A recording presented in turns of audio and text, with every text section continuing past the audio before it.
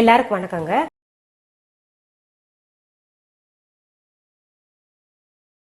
நான் இன்னைக்கு உங்களுக்கு ஒரு நல்ல குழம்பு எப்படி செய்யறதுன்னு செய்து காமிக்க போறேங்க. அந்த குழம்பு சாதத்துக்கும் சப்பாத்திக்கு பூரிக்கெல்லாம் சேருங்க. அது குழம்புன்னு சொல்லலாம், இல்ல கிரேவின்னு சொல்லலாம். சரி, அப்படி என்ன கிரேவி செய்து காமிக்க போறேன்னு பாக்குறீங்களா? நம்ம அந்த கோவைக்காய் இருக்கு இல்லையா, கோவைக்காய், அந்த கோவைக்காயை வச்சுட்டு ஒரு நல்ல குழம்பு செஞ்சு காமிக்க போறேங்க.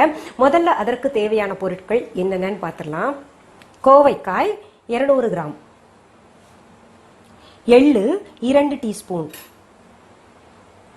வறுத்த வேர்க்கடலை 1/2 கப், தக்காளி 2, பெரிய வெங்காயம் 1, பச்சை மிளகாய் 2, பூண்டு பற்கள் 10, மஞ்சள் தூள் 1/4 டீஸ்பூன், மிளகாய் தூள் 1/2 டீஸ்பூன், கடுகு 1/2 டீஸ்பூன், புதினா இலைகள் 15, கரம் மசாலா 1 டீஸ்பூன், பெருங்காயத்தூள் 1/4 டீஸ்பூன், கொத்தமல்லி இலைகள் 1 டேபிள் ஸ்பூன், உப்பு தேவையான அளவு, எண்ணெய் தேவையான அளவு, புளி ஒரு புளியங்கொட்டை அளவு, தேங்காய் துருவல் 2 டேபிள் ஸ்பூன். கோவைக்காய் குழம்பு செய்வதற்கு தேவையான பொருட்கள் என்னென்னு பார்த்தோம். இப்போ அதன் செய்முறைக்கு போயிடலாங்க. நம்ம பாருங்க, நான் 2 மண் பாத்திரம் அடுப்புல வச்சிருக்கேங்க. அதுல இந்த சின்ன மண் பாத்திரத்துல என்ன பண்ண போறேன், கோவைக்காயை வதக்க போறேங்க எண்ணெயில கொஞ்சம்.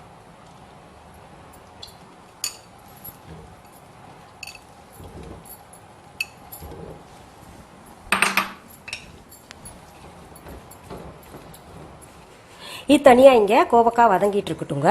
இன்னொரு அடுப்புல நம்ம என்ன பண்ணோம்னா, கொஞ்சம் எண்ணெய் விட்டுட்டு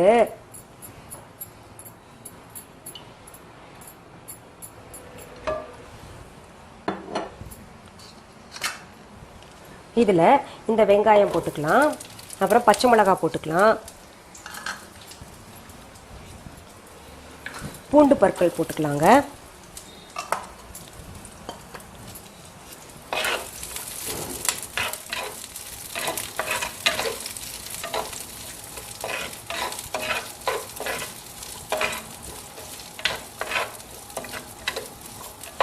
எல்லாம் பக்குவமா வதக்கணுங்க. தீயாம ஒரு மாதிரி கலர் மாறுற வரைக்கும், அந்த பச்சை வாசனை போற வரைக்கும் வதக்கிக்கணும். ஒரு லைட் பிங்கிஷ் ஆயிடுச்சுல்ல, இதுல இப்போ புதினா இலைகளை சேர்த்துக்கலாம்.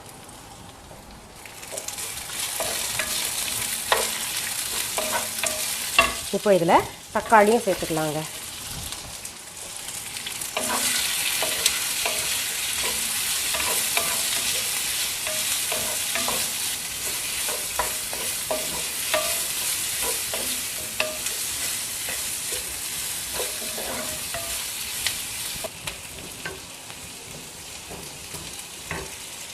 இப்போ இந்த கோவக்காயை பாருங்க, முழுசா நான் அப்படியே போடல, 4ஆ கீறி இருக்கேன். இங்க பாருங்க, லைன்ஸ் தெரியுதா?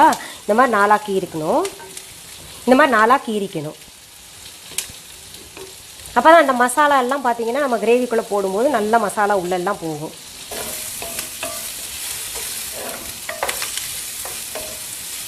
இதுல வேர்க்கடலையும் சேர்த்துக்கலாங்க.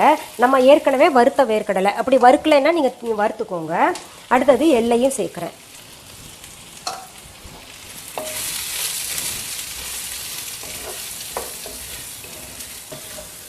வெள்ளை எள் நான் சேர்த்துருக்கேன். வெள்ளை எள் இல்லை, கருப்பு எள் தான் இருக்குன்னா ஒன்றும் கவலைப்பட வேணாம். டேஸ்ட் எப்படி இருந்தாலும் ஒன்று தான் கொடுக்க போகுது நமக்கு. அதனால நீங்கள் கருப்பு எள் கூட போட்டுக்கலாங்க. பெரும்பாலும் எல்லாருமே கருப்பு எள் தான் வீட்டில் வச்சுருப்பாங்க.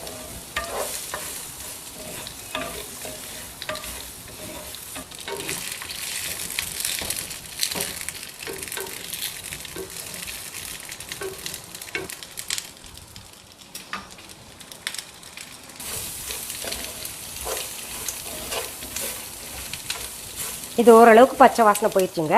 இதை அடுப்பு விட்டு நான் இறக்க போகிறேன். இப்போ இது கொஞ்சம் ஆற விட்டுறலாங்க. ஆற விட்டு நம்ம இதை அரைக்கணும், நல்லா நைஸாக அரைக்கணுங்க தேங்காவை சேர்த்து. பாருங்கள், இதில் தேங்காய் பூவும் சேர்த்துக்கிறேன் நான்.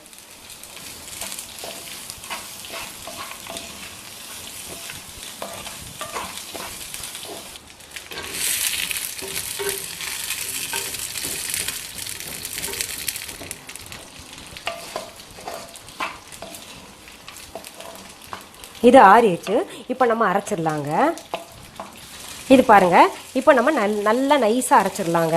தண்ணி தேவைப்பட்டால் கொஞ்சம் ஊற்றிக்கலாம், ரொம்ப வேண்டாம்.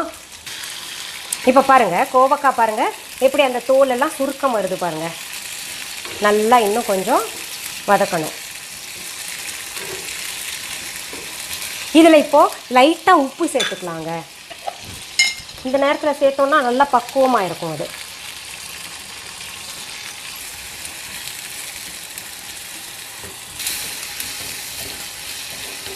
இப்போது இந்த அடுப்பில் பாருங்கள், மண் பாத்திரம் வச்சுருக்கோம்ல, திரும்ப கொஞ்சம் எண்ணெய் ஊற்றிட்டுங்க. அந்த அரைச்சி வச்சுருக்கோம் இல்லையா கிரேவிக்கான பொருள் எல்லாம், தேங்காயெல்லாம் போட்டு அரைச்சோம்ல, அதை நம்ம இப்போது வதக்கணும். நல்லா திரும்பவும் வதக்கணும். இப்போ எண்ணெய் சூடாயிருச்சு, அதில் நம்ம கொஞ்சம் கடுகு போட்டுக்கலாம் தாளிக்கிறதுக்கு. அப்புறம் பெருங்காயத்தூள் போட்டுக்கலாங்க.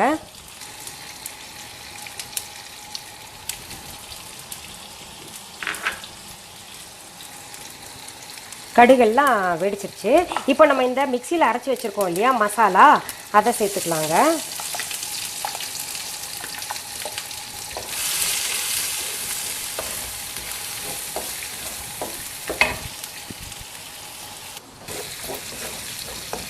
அதுக்குள்ளே பாருங்கள் இந்த கோவக்காய் எப்படி இருக்குன்னு. இன்னும் கொஞ்சம் வதங்கட்டும். இது இன்னும் கொஞ்சம் எண்ணெய் ஊற்றி ஃப்ரை பண்ணிக்கலாங்க.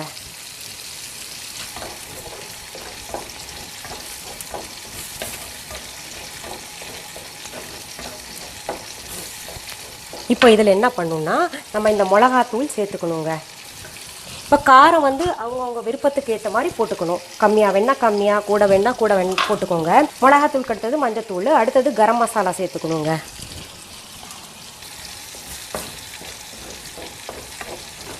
இப்போ என்ன பண்ணணும், இந்த மிக்சி ஜார் கழுவி வச்ச தண்ணியை ஊற்றிக்கலாம்.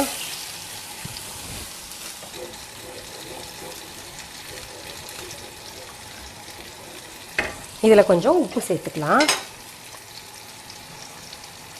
அடுத்தது கொத்தமல்லி இலைகளை கூட சேர்த்துக்கலாங்க. இதை மூடி போட்டு கொஞ்சம் மூடி வச்சிடலாம், பச்சை வாசனை போகட்டும். இப்போ கோவக்காய் பாருங்கள் ஆல்மோஸ்ட் நம்ம இறக்கக்கூடிய ஸ்டேஜில் வந்துருச்சு. இருந்தால் கூட நான் சிம் பண்ணி இதை அடுப்புலையே இருக்கட்டும். ஏன்னா அதுவும் கொதிக்கணும் இல்லையா, அது கொதிச்சு இது நம்ம போடுறதுக்கு சரியாக இருக்கும். அதுக்கிடையில் நம்ம புளியங்கொட்டை அளவுக்கு புளி எடுத்துருந்தோம் இல்லையா, அதை கரைச்சிக்கலாம் நல்லா.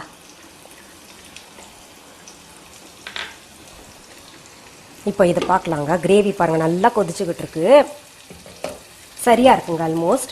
நம்ம என்ன பண்ணலாம், இந்த கோவக்காயை எடுத்து அதில் போட்டுக்கலாங்க.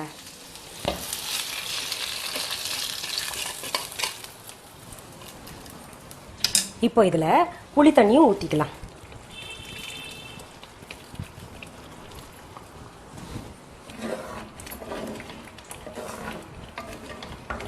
நம்ம மூடி வச்சிருந்ததை எடுத்து பார்க்கலாமா கிரேவி எப்படி வந்திருக்குன்னு.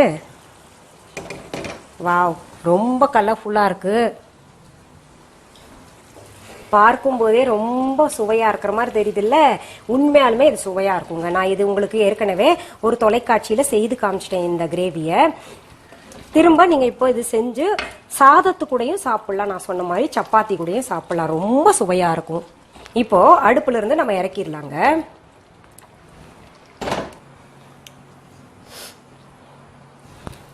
இப்போ நான் டேஸ்ட் பார்க்கட்டுமா? நல்லா வந்திருக்கும். இருந்தா கூட உங்களுக்கு நான் ரிசல்ட் சொல்லணும்ல. ஆஹா, பிரமாதங்க. எப்படி சொல்றதுன்னா, நீங்க ரொம்ப நாளா கேக்குறீங்களா நான்வெஜ் செஞ்சு காமிக்க முடியுமான்னு. கிட்டத்தட்ட அந்த கரம் மசாலா எல்லாம் போட்டு உங்களுக்கு பிடிச்ச மாதிரி ஒரு கிரேவி செஞ்சிருக்கேன். நான் சொன்ன மாதிரி சாதத்துலயும் பிசைஞ்சு சாப்பிடலாம், இல்லை சப்பாத்தி பூரி கூட சாப்பிடுங்க. ஒரு வித்தியாசமான ஒரு குழம்பு கிடைச்சிருக்கு இல்லையா. சரி, இது போன்ற நல்ல நல்ல விஷயங்களை மீண்டும் அடுத்த எபிசோட்ல பார்க்கலாமா? நன்றி, வணக்கம்.